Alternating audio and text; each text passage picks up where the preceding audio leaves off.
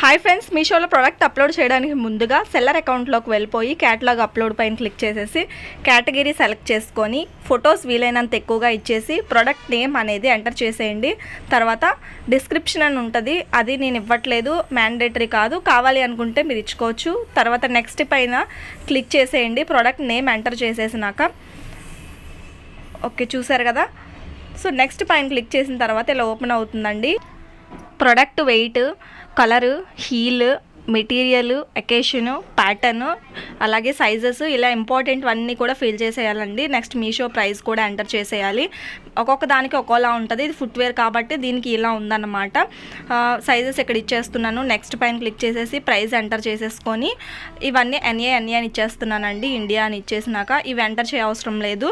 Inventory ఎన్ని ఉన్నాయో update చేసి రివ్యూ చేసేసి నేను ఇక్కడ పంపించేసాను. ఇక్కడ అప్రూవ్ అనేది అయిపోయిందనమాట. మీషోలో కనిపిస్తుంది.